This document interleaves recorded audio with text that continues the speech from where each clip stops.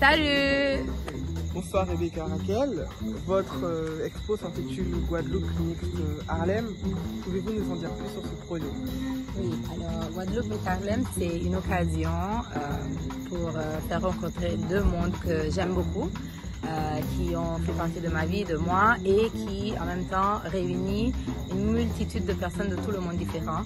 Et donc j'ai pensé pourquoi pas unir ces deux mondes qui ont des caractéristiques très similaires et les faire rencontrer, les faire dialoguer, les faire se connaître. Quel a été le point de départ? Qu'est-ce qui vous a inspiré? J'ai toujours aimé beaucoup voyager et connaître des cultures différentes, comment dire en français, des habitudes différentes de la mienne. Et en regardant ça, il y avait toujours quelque chose de commun, il y avait toujours quelque chose qui reliait tous les endroits où j'ai eu l'opportunité de voyager.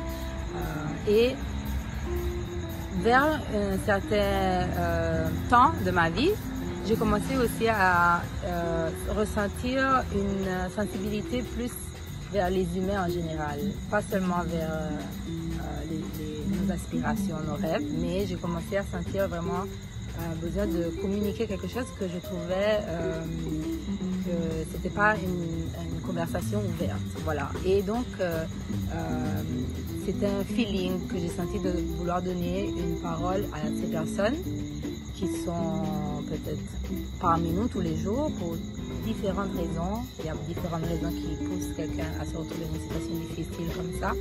Et donc j'ai senti un lien, une énergie de vouloir communiquer ça. Donc c'est là que ça a commencé. Si on veut être dit en parole, une sensation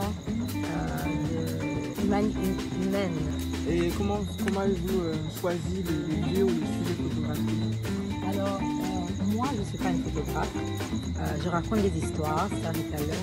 Et j'ai toujours aimé prendre en photo quelque chose qui catch my eye, qui prenait mon attention, non? Et donc, c'est pas que j'ai vraiment eu un moment où j'ai dit « Ah, je veux être un photographe, ah, je veux commencer à prendre cette inspiration ». C'est arrivé tout normal et c'est pour ça que j'ai commencé avec le téléphone à prendre des photos en général de ce qui me faisait sentir connectée immédiatement. Donc ça pouvait être une dame avec ses enfants, ça pouvait être un chant naturel, je sais pas, quelque chose qui me prend l'attention. Quel message, quelle émotion souhaitez-vous transmettre au public?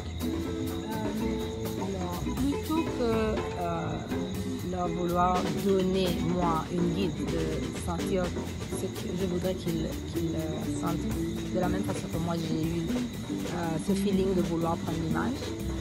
Plutôt, je voudrais une réflexion. Que ce qu'ils voient, c'est ce que chacun différemment peut, à la perception, non? Qui prend la perception. Et donc, plutôt que dire, bon, cette image doit faire ça, je voudrais, moi, écouter qu'est-ce que ça peut gêner quelqu'un, ça peut rendre triste, ça peut rendre inspiré. C'est quoi leur émotion? Et comme ça, comprendre pourquoi moi, je me suis sentie de donner la voix à des personnes que je vois tous les jours et on passe devant eux comme s'ils n'existaient pas. Avez-vous une photo coup de cœur dans cette exposition? Je suis en train de réfléchir.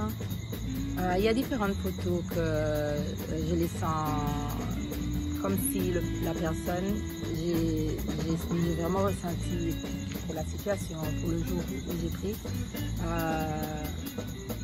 une émotion, non? Et donc j'ai pris la photo. Il y en a peut-être une qui va être exposée et j'ai toujours eu l'œil pour voir quelque chose qui n'est pas vraiment, qu'on lui donne pas d'importance.